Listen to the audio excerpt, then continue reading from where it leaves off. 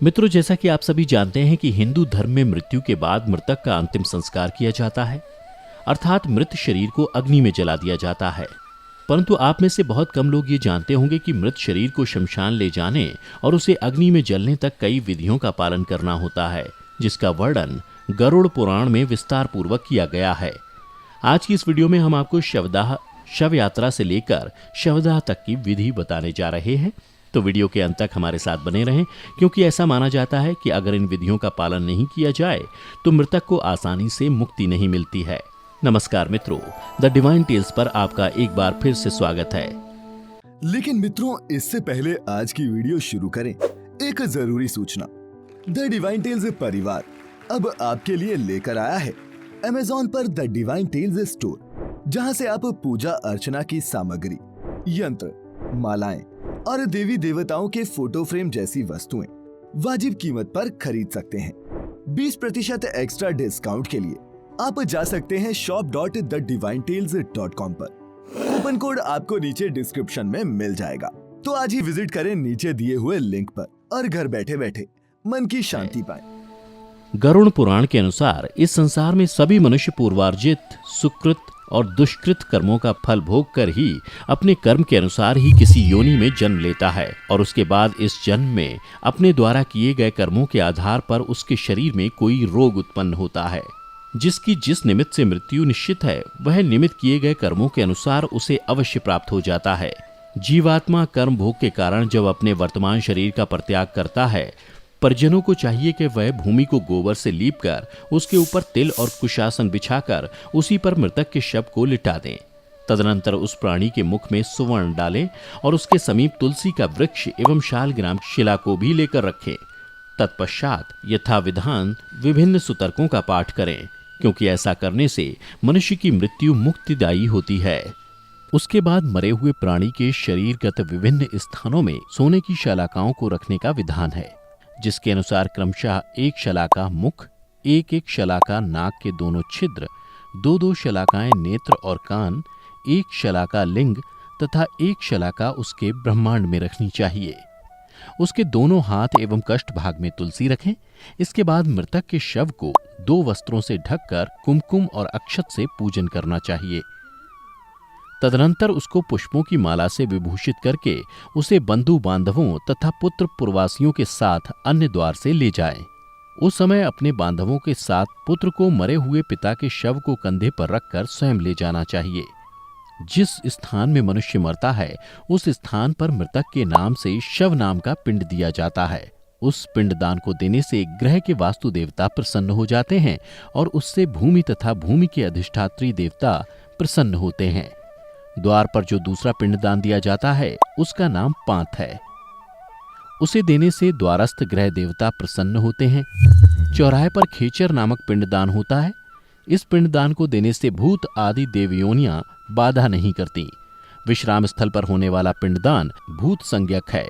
इसको देने से पिशाच, राक्षस और यक्ष आदि जो अन्य दिग्वासी योनियां हैं, वे जलाए जाने योग्य उस मृतक शरीर को अयोग्य नहीं बनाती। हे खगेश्वर, चिता स्थल पर पिंडदान देने से प्रेतत्व की उत्पत्ति होती है। एक मत में चिता पर दिए जाने वाले पिंड का नाम साधक है, और प्रेत कल्प के विद्वानों ने इस श्राद्ध को प्रेत के नाम से अभिहित किया है। चिता में पिंडदान देना चाहिए। इस प्रकार इन 5 पिंडों से शव आहुति के योग्य होता है, अन्यथा पूर्वोक्त उपघातक होते हैं। प्राणोत्क्रमण के स्थान पर पहला पिंडदान देना चाहिए, उसके बाद दूसरा पिंडदान आधे मार्ग में और तीसरा चिता पर देना चाहिए। पहले पिंड में विधाता, दूसरे में गरुड़ ध्वज तथा तीसरे में यमदूत, इस प्रकार का प्रयोग कहा गया है। तीसरा पिंडदान देते ही मृत व्यक्ति शरीर के दोषों से मुक्त हो जाता है। उसके बाद चिता प्रज्वलित करने के लिए वेदी का निर्माण करके उसका उल्लेखन, उद्धरण और अभ्युक्षण आदि करके विधि पूर्वक अग्नि स्थापन करके पुष्प और अक्षत से काव्याद नाम के अग्निदेव की पूजा करके प्रार्थना करनी चाहिए। हे क्रव्याद अग्निदेव, आप महाभूत तत्वों से बने हुए इस जगत के कारण पालनहार एवं संहारक हैं, अतः इस मृत व्यक्ति को आप स्वर्ग पहुंचाएं। इस प्रकार क्रव्याद नामक अग्निदेव की विधिवत पूजा करके शव को जलाने का कार्य करें। मृतक का आधा शरीर जल जाने पर घृत की आहुति देनी चाहिए। लोमभ्य स्वाहा इस मंत्र से यथाविधि होम करना चाहिए। चिता पर उस प्रेत को रखकर अज्ञाहुति देनी चाहिए। यम, अंतक, मृत्यु, ब्रह्मा, जात वेदस के नाम से आहुति देकर एक आहुति प्रेत के मुख पर दें। सबसे पहले अग्नि को ऊपर की ओर प्रज्वलित करें, तदनंतर चिता के पूर्व भाग को उसी अग्नि से जलाएं। इस प्रकार चिता को जलाकर कहें, हे अग्निदेव, आप इससे उत्पन्न हुए हैं, पुनः आपसे यह उत्पन्न हुआ है। इस मृतक की स्वर्ग कामना के लिए आपके निमित्त यह स्वाहा है। इस प्रकार तिल मिश्रित समंत्रक अज्ञाहुति देकर पुत्र को दाह करना चाहिए। उस समय उसे तेज रोदन करना चाहिए। ऐसा करने से मृतक को सुख प्राप्त होता है। दाह संस्कार वहीं पर अस्थि संचयन करना चाहिए। उसके बाद प्रेत के फाहजन्य क्लेश की शांति के लिए पिंडदान दें। दाह संस्कार के पश्चात मृत व्यक्ति के पुत्रों को वस्त्र के सहित रूंदन करना चाहिए। तदनंतर नाम गोत्रोच्चार करते हुए वे तिलांजलि दें। उसके बाद गांव या जनपद के सभी लोग ताली बजा बजाकर विष्णु नाम संकीर्तन और मृतक के गुणों की चर्चा करें। सभी लोग उस मृत व्यक्ति के घर आकर द्वार के दक्षिण भाग में गोमय और श्वेत सरसों को रखें। अपने मन में वरुण देव ध्यान कर नीम की पत्तियों का भक्षण तथा घी का प्राशन करके वे सभी अपने अपने घर जाएं। हे खगेश्वर, कुछ लोग चिता स्थान को दूध से सींचते हैं। मृतक को जलांजलि देते हुए अश्रुपात नहीं करना चाहिए। बंधु बांधवों के जो उस समय रट हुए मुंह से कफ और नेत्रों से आंसू गिराया जाता है, उसको ही वह प्रेत विवश होकर खाता है। अतः उन सभी को उस समय रोना नहीं चाहिए। अपनी शक्ति के अनुसार क्रिया करनी चाहिए।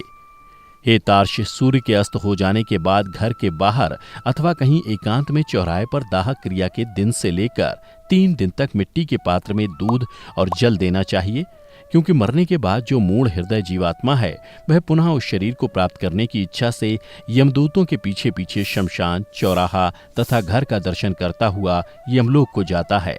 प्रतिदिन दशा तथा प्रेत के लिए पिंडदान और जलांजलि देनी चाहिए। जब तक दशा संस्कार ना हो जाए तब तक एक जलांजलि प्रतिदिन अधिक बढ़ाना अनिवार्य है। वह और्ध्वदैहिक संस्कार पुत्र के द्वारा अपेक्षित है। उसके अभाव में पत्नी को करना चाहिए। पत्नी के ना होने पर शिष्य, उसके ना होने पर सहोदर भाई कर सकता है। शमशान अथवा किसी तीर्थ में मृतक के लिए जल और पिंडदान देना चाहिए। पहले दिन शाक, मूल और फल, भात या सत्तू आदि में से जिस किसी द्वारा पिंडदान दिया जाए उसी के द्वारा बाद के दिनों में भी पिंडदान देना चाहिए।